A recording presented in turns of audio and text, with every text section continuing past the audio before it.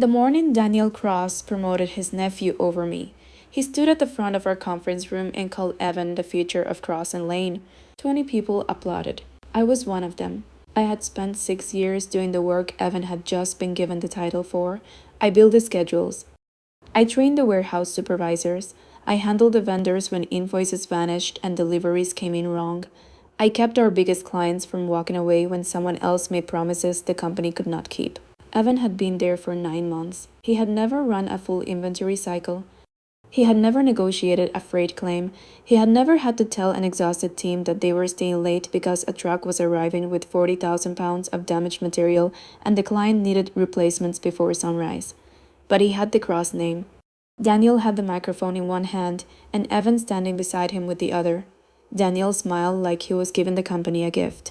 Starting Monday, Evan Cross will be our new operations manager. The room went quiet for half a second before the applause started again. Then Daniel looked at me. Mara, you know this department better than anyone. I want you to make sure Evan gets up to speed. Give him the support he needs.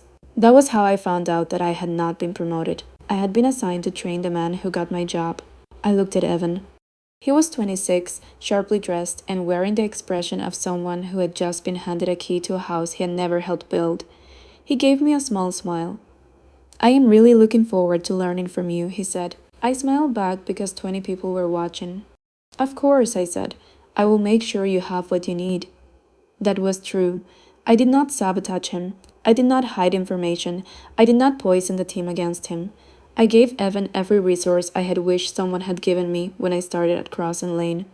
But I also started writing everything down. Every request, every decision, every warning I gave him, every time he ignored one, because I had finally understood something that morning. Daniel Cross did not need me to work harder. He needed me to make his nephew look competent. And I was done making other people look competent at my expense. 6 years earlier, I had walked into Cross and Lane with a community college certificate in logistics, 2 years of dispatch experience, and enough confidence to know I could learn anything if someone gave me a chance.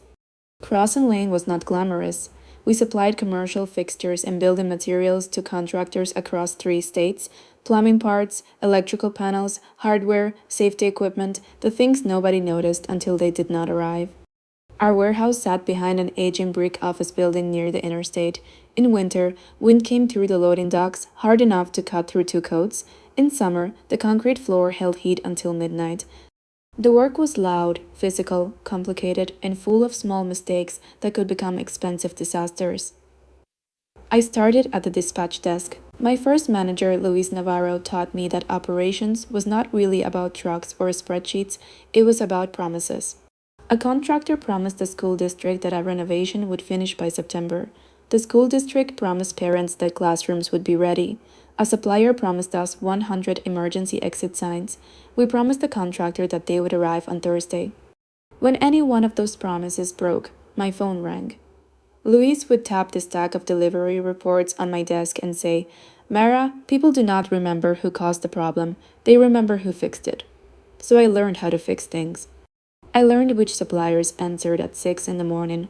I learned how to read freight bills without getting lost in the fine print. I learned that a warehouse crew would give you everything if you respected their time and did not pretend you understood work you had never done. When Louis retired, Daniel asked me to cover his role temporarily. Temporary became 6 months. 6 months became a year. Then Daniel gave me a raise, a new title called Senior Coordinator, and a speech about how essential I was. Essential. That word kept me loyal longer than it should have. I believed it meant I was being prepared for the next step.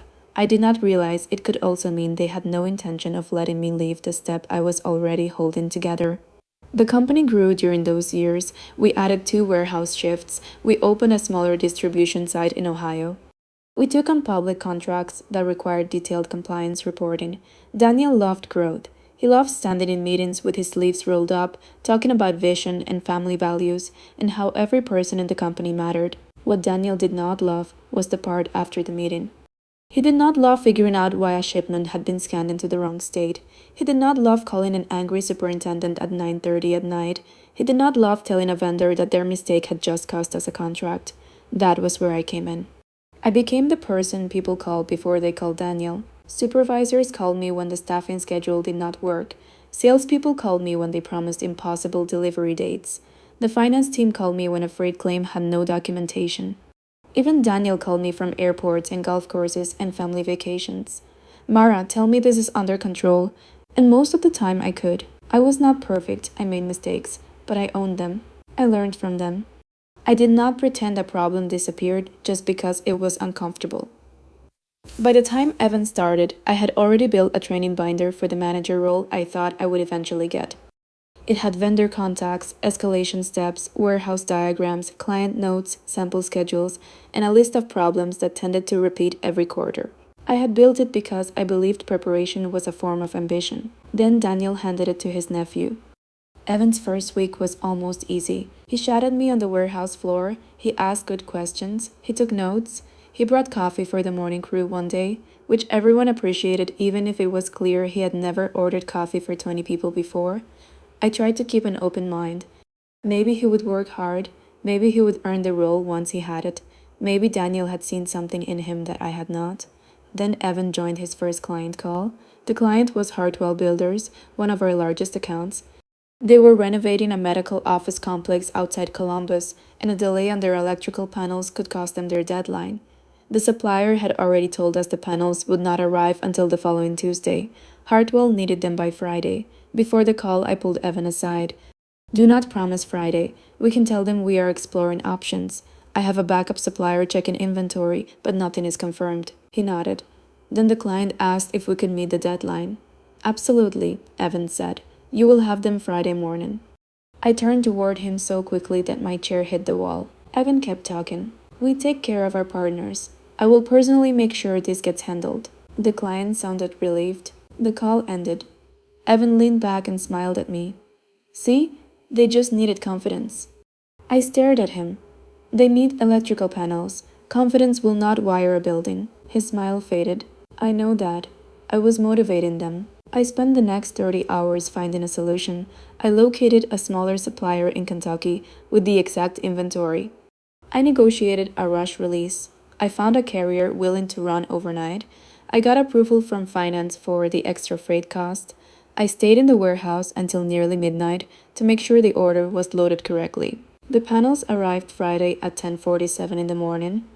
Not Friday morning, Friday late morning. Hartwell did not cancel the contract, but their project manager sent an email saying our commitment had created staffing costs for them and that future promises needed written confirmation.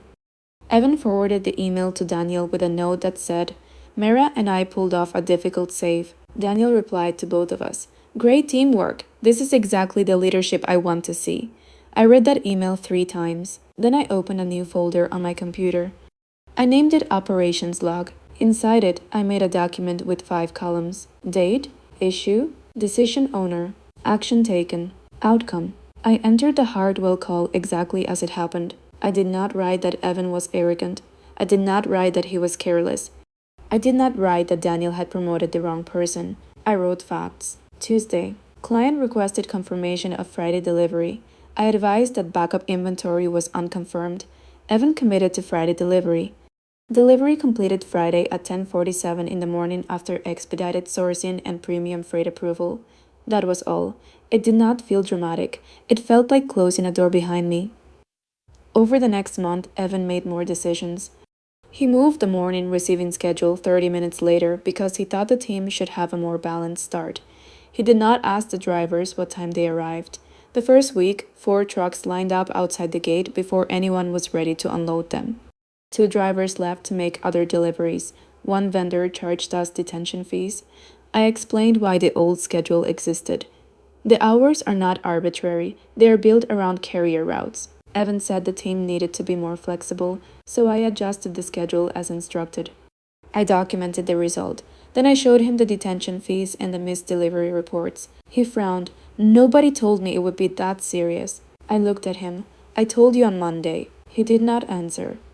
Another time, he decided our Ohio site needed to reduce overtime before the quarter ended. The goal itself was reasonable. We had been running high overtime because a supervisor had been out for surgery, but Evan cut hours without checking the shipment volume for the following week. I warned him that 3 public school orders were scheduled to arrive on the same day. If we reduced the evening shift, Those orders will sit. The schools will not have their materials for opening week. He looked at the report and sighed. Mara, if we never make hard calls, nothing changes. I need you to stop assuming every risk means we do nothing. So we reduced the shift. The orders sat. The schools called. The sales department panicked. Evan asked me to stay late and help the team get caught up. I did. That was the strange thing. I still did the work, not for him, for the warehouse crew, for the drivers, for the people whose days became harder whenever leadership treated a spreadsheet like a real world. But after the second night of overtime, I went home, took off my steel-toe shoes, and sat at my kitchen table in the dark. My husband Noah found me there. Noah was a public school teacher. He had the patient voice of someone who had spent 15 years explaining algebra to teenagers who would rather be anywhere else. He set his bag down and looked at me. What happened? I told him. I told him about Evan's promise to Hartwell, the new receiving schedule, the overtime cuts, the way Daniel praised leadership without asking who had done the actual work. Noah listened until I finished. Then he said something simple. Are you keeping track of it? I nodded. Good, he said. Keep doing your job. But do not write the story they want. Write what happened. I thought about that all night. Do not write the story they want. At work, Daniel's story was that Evan was a young leader with fresh ideas, and I was his trusted mentor. The truth was more complicated. Evan had ideas. Some were not bad. He was not lazy. He showed up early. He read reports. He tried to be liked by everyone. But he confused confidence with competence. And Daniel confused a familiar last name with proof. By late October, I had 87 entries in my operations log. Not 87 disasters. Some were small. An order rerouted without checking warehouse capacity, a vendor meeting where Evan promised payment terms finance had not approved, a safety checklist he signed without walking the floor. Every time, I did the same thing. I gave him the information he needed. I gave him a clear recommendation. If he chose another path, I followed the approved direction and recorded the outcome. I stopped rescuing him before anyone could see the problem. That part was difficult. There is a difference between refusing to help and refusing to erase evidence. I would never let a customer lose a critical order if I could prevent it. I would never let a warehouse worker take the blame for a decision made in an office. I would never let a safety issue sit unresolved to prove a point. But I stopped staying up until 2 in the morning to silently repair choices Evan made at 3 in the afternoon. If he committed to a deadline, he had to join the calls to explain it. If he changed the schedule, he had to hear the drivers complain about it. If he approved an order, he had to learn why the vendor refused to release it. At first, he seemed annoyed. Then he started looking tired. One Thursday afternoon, he came to my desk holding a stack of reports. I do not understand how you keep all of this in your head. I looked at the papers.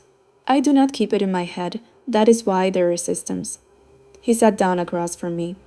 For the first time since his promotion, he looked less like Daniel's nephew and more like a young man who had been given a role that was too large for him. My uncle thinks I should be able to figure it out, he said. I felt something in me soften, just a little. You can figure it out, but not by pretending you already know it. He nodded. For the next 2 weeks, Evan actually improved. He asked before making changes. He listened during warehouse meetings. He let supervisors explain what was not working. He even apologized to the Ohio team for the overtime cut. I thought maybe the story would turn out differently. Then Daniel announced we were bidding on the largest contract in company history. A regional hospital network was replacing equipment across 12 facilities. The contract would be worth more than $8 million over 3 years. Winning it would mean more staff, more warehouse space, and more pressure than we had ever handled. Daniel was thrilled. This is the kind of opportunity that changes a company, he said at a leadership meeting. We need bold thinking. He put Evan in charge of the operations proposal. Not me, Evan. I watched Evan's face. He looked proud for 2 seconds, then scared. Daniel turned to me. Mara, work with Evan. He will need your experience. There it was again. Not lead it, support him. After the meeting, Evan came to my office. I need your help. I had every reason to say no. Instead, I pulled out a chair. Then we start with the truth. What can we actually deliver? For 3 weeks, we worked on the proposal. I built capacity models. I spoke with suppliers. I listed staffing needs, delivery windows, backup plans, and the risks we would have to disclose. Evan did some good work too. He found a software vendor that could improve our tracking. He had a clear presentation style. He was good with the hospital administrators when he listened instead of performing. By the end, I thought we had a real chance. Then Daniel reviewed our proposal. He did not like the risk section. He did not like the staffing budget. And he especially did not like the line that said we would need an additional operations supervisor before the second phase of the contract. This looks cautious, Daniel said. Hospitals do not want cautious, they want certainty. I kept my voice even. They want certainty because people rely on these supplies. That is why we cannot promise capacity we do not have. Daniel leaned back in his chair. Mira, this is a growth opportunity. We cannot go into every room expecting failure. Evan sat beside him. He did not say anything. Daniel turned his laptop toward Evan. Take out the staffing contingency. Reduce the buffer days. Make the timeline stronger. We are not going to talk ourselves out of this contract. I looked at Evan. He looked down at the table. That night, he sent me the revised proposal. The staffing requirement was gone. The backup capacity plan was reduced to one sentence. The delivery schedule now assumed that every supplier would perform perfectly and every site would be ready at exactly the right moment. At the bottom, Evan had written, I know you disagree. Uncle Daniel wants this version. I stared at the email for a long time. Then I added it to the log. The company won the contract in January. Daniel brought in lunch for the entire office. He gave a speech about the next chapter of Cross and Lane. He praised Evan in front of everyone. This young man has vision, Daniel said. He sees where we are going. Then Daniel thanked me for being such a valuable support system. Support system. I smiled for the room. At home, Noah asked whether I was all right. I told him I was tired. That was not the whole truth. The whole truth was that I had started applying for jobs, not because I wanted to leave the people I worked with. I loved my team. I loved the work when the work meant solving real problems.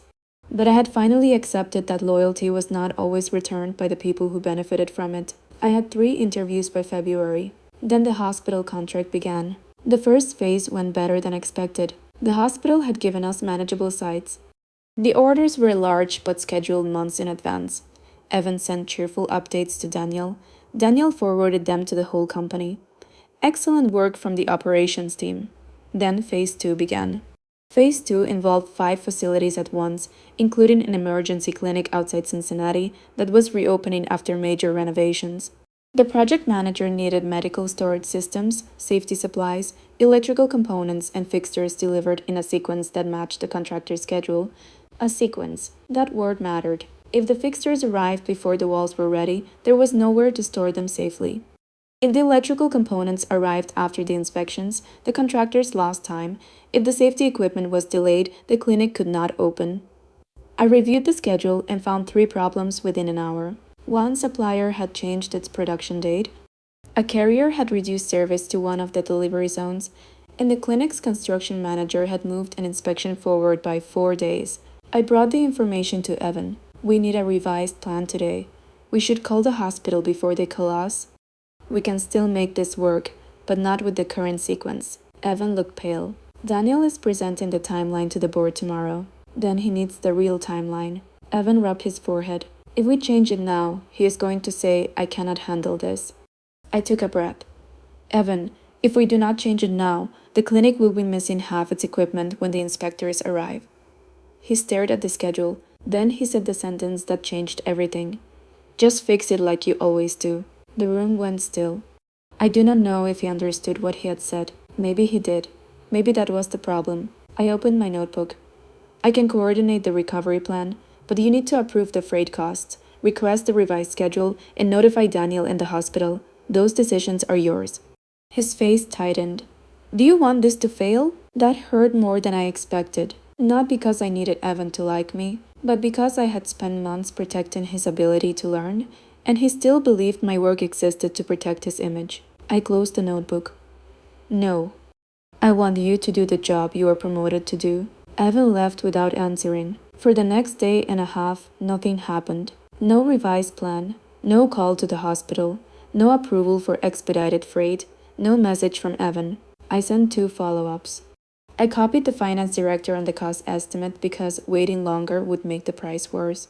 I sent the warehouse supervisors a provisional staffing alert so they could prepare if approval came through, but I did not make decisions I was not authorized to make. Friday morning, the hospital project manager called. Her name was Dana Price. She had always been direct, professional, and polite. This time, her voice was cold. Mira, I was told our Cincinnati delivery plan was unchanged. Is that correct? I looked at the email Evan had sent her the night before. He had written everything remains on track.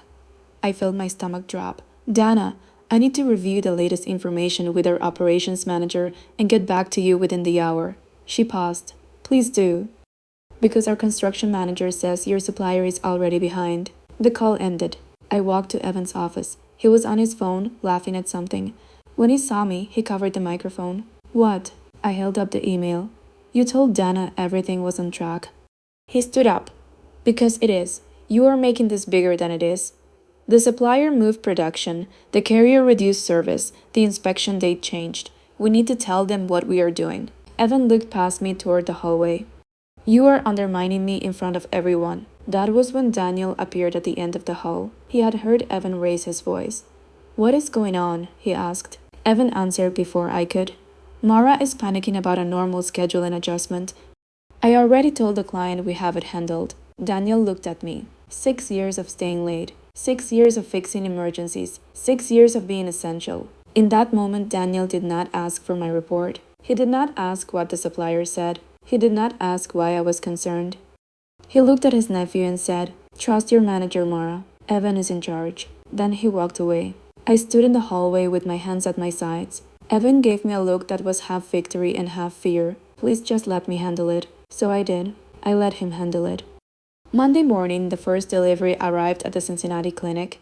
It was 3 days early. The building was not secure. The loading area was unfinished. There was no climate-controlled storage for the medical cabinets, and no staff available to sign for the electrical components. The driver called Evan. Evan called the warehouse. The warehouse called me. I told them to follow the contract instructions and hold the shipment at the secured transfer point until the client approved a new appointment. That was standard procedure. But the second shipment was already on the road, and the third shipment contained safety equipment required before the inspection. By noon, Dana Price was on a conference call with Evan, Daniel, our finance director, and me. Dana did not yell. That made it worse. I need to understand why your company assured us Friday that the schedule was stable when your vendors had already communicated delays. Daniel turned to Evan. Evan looked at me. For the first time, I did not answer for him. We were working through options, Evan said. Dana's voice stayed calm. Were you working through options, or were you telling us there was no issue? Evan swallowed. Daniel jumped in. Dana, Cross and Lane will make this right. Mara is our most experienced operations person. She will coordinate the recovery. There it was. The old plan. Give Evan the title. Give Mara the emergency. I looked at Daniel. I can provide the recovery options, but Evan is the operations manager. He has the authority to choose the plan. Nobody spoke for a second. Daniel's expression changed. Not into anger, into surprise. Like he had just noticed a piece of furniture had been moved. Dana spoke next. I would appreciate a written plan by 5 this afternoon, including ownership, updated timelines, and escalation contacts. We cannot continue on verbal assurances. The call ended. Daniel asked everyone except Evan and me to leave the conference room. Then he closed the door. Mira, what was that? My hands were shaking under the table, but my voice did not. That was me being clear about who makes operations decisions. Daniel stared at me. You are supposed to be helping Evan. I have been helping Evan for months. I trained him. I gave him the vendor information. I warned him about this schedule last Thursday. I gave him recovery options on Friday. He chose not to act. Evan's face went red. That is not fair. You make it sound like I did nothing. I looked at him. Then tell Daniel what you did. He opened his mouth. Nothing came out. Daniel turned toward him. Evan? Evan looked down. I thought Mara could fix it. I felt sad then. Not triumphant. Sad. Because that was the whole problem, said out loud in one sentence. Daniel leaned against the table. Mara, give me the recovery plan. I pulled out my laptop. There are 3 options. The first is to use premium freight and split deliveries across 2 secured sites. It will cost more, but we can preserve the inspection date. The second is to negotiate a 5-day shift with the hospital. The third is to move the equipment through our Ohio site, but that requires extra staffing and adds risk. Daniel listened. Then he asked a question he should have asked months ago. How long have you been tracking these risks? I looked at the folder on my screen. Since Evan was promoted, I did not show him the log that day. I did not need to. The hospital accepted the first recovery plan. We spent 48 hours moving shipments, coordinating drivers, paying expedited fees, and updating the clinic team every few hours.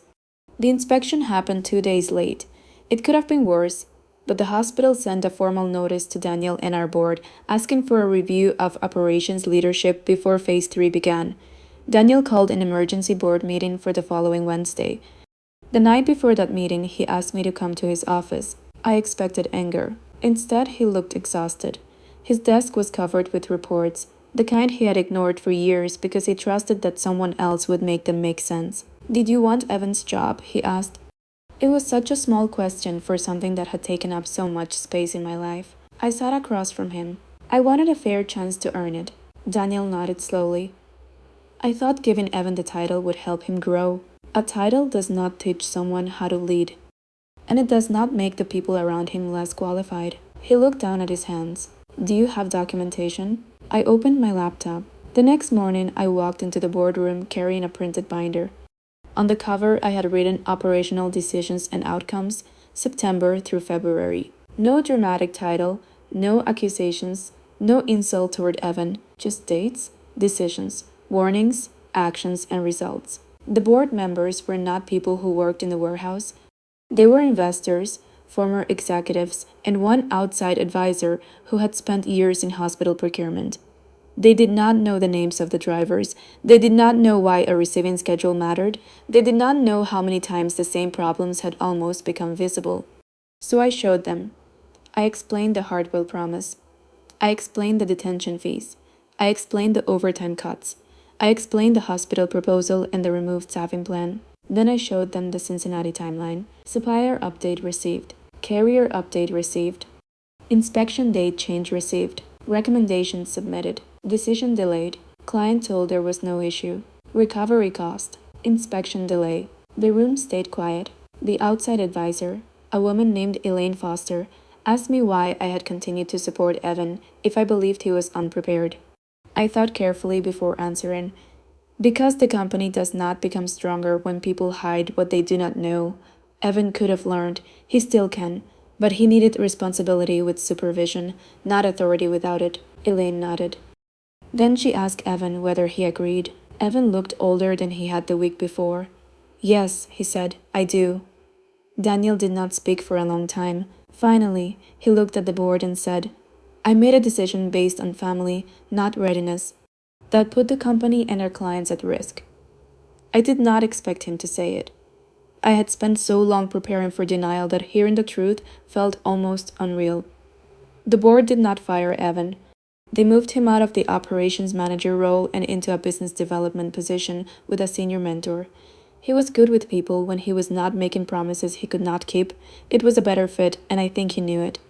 As for me, the board made Daniel create a formal review process for the manager position. They asked Elaine Foster to interview the warehouse supervisors, finance team, sales leadership, and our major clients. They reviewed my performance records, the operations log, and the systems I had built. 3 weeks later, Elaine called me into the conference room. Daniel was there. So was Evan. Evan stood when I entered. Before anything else, he said, I owe you an apology. I waited. I treated your knowledge like something I could use without respecting. I thought asking you to fix things was the same as learning from you. It was not. I believed he meant it. Not because he sounded perfect, because he sounded uncomfortable. Real apologies usually are. Then Elaine slid a letter across the table. The board was offering me the operations manager role. The salary was higher than the number Daniel had mentioned months earlier. The role came with direct authority over staffing, vendor escalation, and process improvement. It also came with something I had not expected. A written succession plan. No more vague promises. No more being essential without being recognized. I read the letter twice, then I looked at Daniel. If I accept, I need the authority to make decisions without having them reversed because someone is family. Daniel nodded. You will have it. And I need the warehouse supervisors included in the leadership meetings. They see problems before anyone in this office does. Elaine smiled. That is already in the revised structure. I accepted. My first day as operations manager did not come with balloons or a company-wide speech. It came with a damaged shipment from Indiana, 2 call-outs on the evening shift, and a customer asking why their order was missing 3 boxes of safety valves. In other words, it came with work.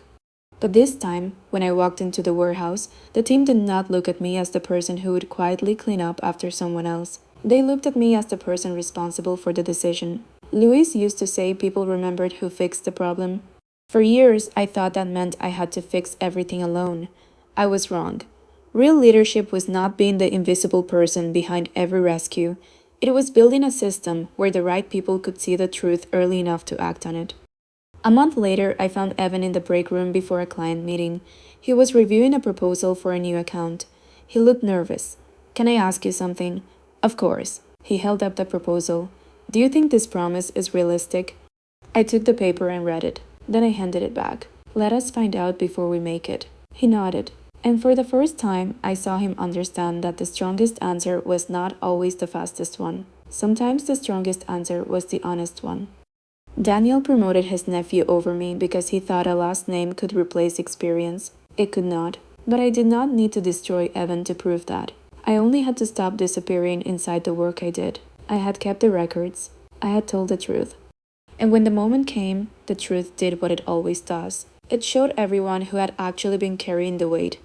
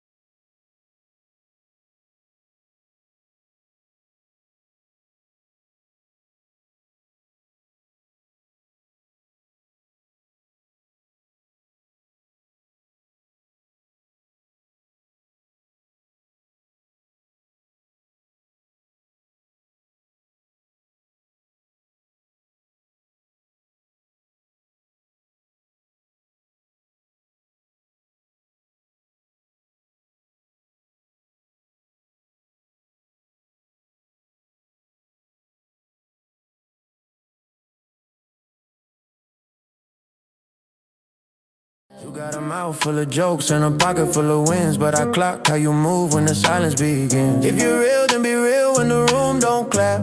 I can smell a costume through a velvet trap. Look on chase, I replace the chase with momentum. Heart got a lock and I change the pin on a whim too. But you got that walk away power, make a king feel a draft in his own high tower.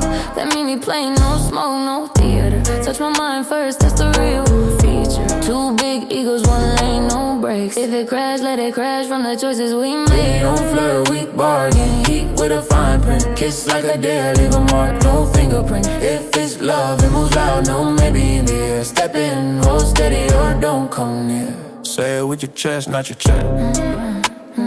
Hey, straight like that. Call me trouble if you like, just spell it right. And if you want peace, don't start no fight.